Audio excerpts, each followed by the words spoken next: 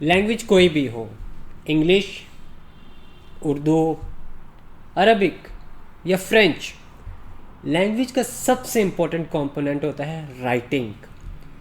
मैं as a student perspective के साथ आपके साथ बात करता हूँ कि मैंने अपनी राइटिंग, अपने डिफरेंट स्किल्स जिसमें राइटिंग, रीडिंग, लिसनिंग और स्पीकिंग किस तरह इम्प्रूव की।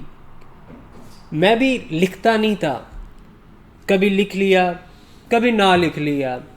तो एक दिन मुझे एहसास हुआ कि मेरा उस्ताद जो इतनी मेहनत करके पढ़ा रहा है, तो क्यों ना मुझे थोड़ा बहुत लिखना चाहिए, थोड़ा सा ही सही, एकदम इतना ज़्यादा नहीं। तो मैंने उस्ताद के अल्फाज को पकड़ा और आहिस्ता आहिस्ता लिखना शुरू कर दिया। तो वहाँ से मेरी राइटिंग का एक सफ़र शुरू होता है कि फिर उसके बाद 2 to 3 months जब गुजरे तो मैंने अपनी राइटिंग में बहुत ज़्यादा इम्प्रूवमेंट देखी।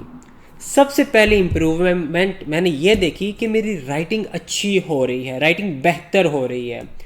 पहले अल्फ़ाबेट्स अलग अलग नज़र आते थे, उसके बाद इम्प्रूवमेंट हुई। तो जब राइटिंग के साथ मेरी ये इम्प्रूवमेंट हुई कि राइटिंग गुड लुकिंग हो गई। क्यों? क्योंकि आपने जब एग्ज़ाम्स देने होते हैं, आपने डिफरेंट लेटर्स लिखने होते हैं, एप्लीकेशन लिखने होते हैं, वहाँ पे इम्प्रेशन राइटिंग का जाता है कि लिखा किस तरीके से है।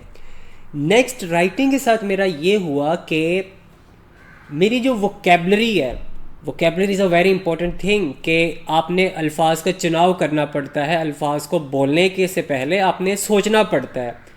तो राइटिंग से मुझे लफ्ज़ को सोचना आया कि कौन सा लफ्ज़ किस जगह बोलना है, what is the right place for that word to speak. साथ उसके बाद मेरी जो चीज़ ठीक हुई वो होती है स्पीकिंग। वो किस तरह?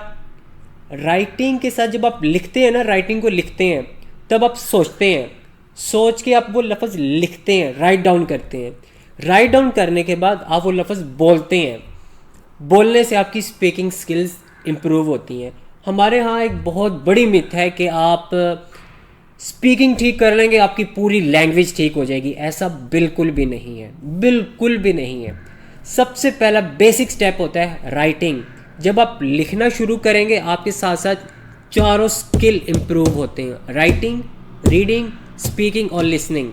लिसनिंग इस तरीके से कि आपका जो उस्ताद बोल रहा है वो बोलने से आप कैप्चर करेंगे, लफ्ज़ को कैच करेंगे, कैच से आप वो लफ्ज़ लिखेंगे। वो लिखने से जब आपका रजिस्टर या 2 to 3 पेज फुल होते हैं आपको इम्प्रूवमेंट नज़र आती है।